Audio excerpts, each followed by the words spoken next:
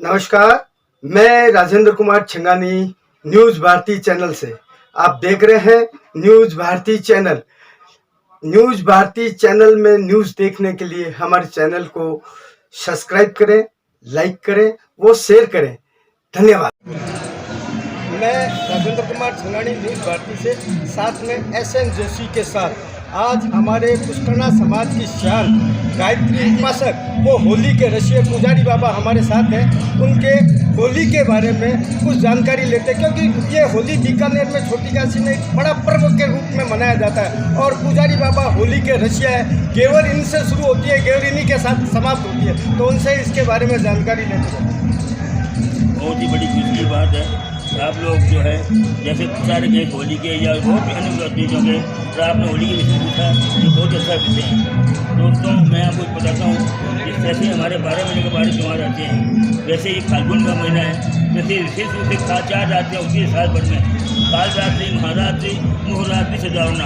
तो ये जो होली की रात है, इसको विशेष रूप से फाल्गुन के महीने 2 बड़े त्यौहार आते हैं। जैसे महाशिवरात्रि होती है, वो भगवान शंकर का उसका आनंद होती है, और ये होली की रात जो उसको भी रात्रि कहते हैं। इस रात्रि के अंदर विशेष रूप से भगवान प्रहलाद जो है वो अपनी तपस्या कर रहे थे, लेकिन होली के मन में ऐसा विचार उन्होंने दिया कि मैं इसको लेकर गिर जाऊँगी। तो इसके लिए हमारे ऋषि महर्षियों ने इस मंत्र को, जैसे वो उपासना के लिए बैठी, अपने ज्ञान था वो तपस्या के लिए बैठी, और उस तपस्या के विषय में जैसे कि उनको उस मंत्र में बाधा आ जाए, उसलिए कुछ शब्दों को, ऐसे शब्दों को यूज किया जिससे कि वो तपस्या में विघ्न पड़ जाए और उस मंत्र में जो है उस तपस्या नहीं पाए, कुछ बहुत से भगवान प्रहलाद बच जाए। तो ये कारण था। अब रहेगा आज में हम त्यौहार को मना रहे हैं और हमारे बुजुर्ग इस त्यौहार को मना रहे हैं, तो इसमें बहुत बड़ी महत्व बात है। जैसे आज भांग पे में जो उपयोग में रखा है, तो ये भांग भी जो है ये बहुत बड़ा महत्व की बात है।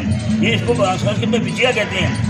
तो विजया हमारे यजुर्वेद के अंदर जो रुद्राष्टक है उसमें जो आता है, विजयम धनु हूँ कपट दिनो विशल जो बाण, इस माता के रूप से इसको जान करके और इसको ले लेते हैं। और उसके साथ में जैसे कहते हैं विजया रीति ज्ञान, ज्ञान से ध्यान और ध्यान से अग्रसन। जो बड़े बड़े महापुरुष होते थे वो उसको उस रूप में लेते थे, जैसे कि उसको क्या है सिर्फ ध्यान दे और फिर वो ध्यान में बैठ जाते थे, जैसे वो ध्यान होते और उसके फिर भगवान का दर्शन होते थे।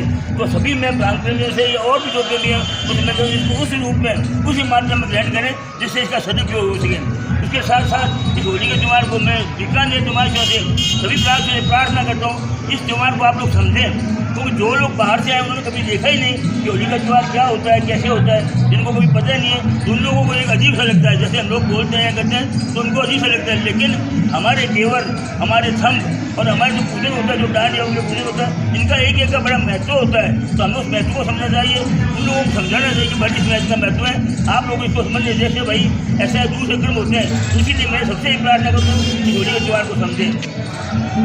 ब्रज की होली के बाद बीकानेर की होली पूरे भारतवर्ष में प्रसिद्ध है, क्योंकि यहाँ जो घेर के कार्यक्रम होते हैं और यहाँ अलग अलग मोहल्लों में अलग अलग तरह की रमतों का कार्यक्रम होता है, सांग मेरी जो भी अलग अलग मोहल्ले में जो कार्यक्रम होता है, और उसमें भी आपकी लगातार भूमिका रहती है, तो उसके बारे में दो शब्द। ऐसा है, हमारे जो हर मोहल्ले में हर जाति के जैसे विशेष रूप से, वैसे तो पुष्करना जाति की जाति है कि ये नहीं, हमारे पुस्तिका में पुष्करना, सोनार, नाई, सबकी अलग अलग रमतें होती है, वो अपनी परंपरा देते हैं। तो हर रमत का अलग अलग महत्व होता है।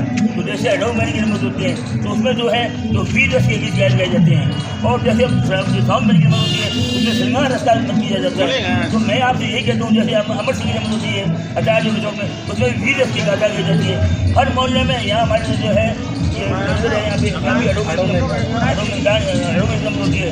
तो मैं यही कहता हूँ कि हर समाज में, बीकानेर के समाज में विशेष रूप से, क्योंकि पहला कोई सिनेमा वगैरह ऐसा नहीं हुआ करता था, ना कोई क्रीड़ा करने का प्रोग्राम हुआ करता था। तो हमारे बुजुर्ग जो समझाते थे, और इस रम्मत के विषय से गृह गृहस्थी को, या घर गृहस्थी कैसे चलाया जाता है, घर गृहस्थी को कैसे संभाला जाता है, वो सारे इसमें श्रृंगार रस में, वीर रस में सब गाथाएँ करते थे। और उस वजह से ये रमते आज याद हो रही है।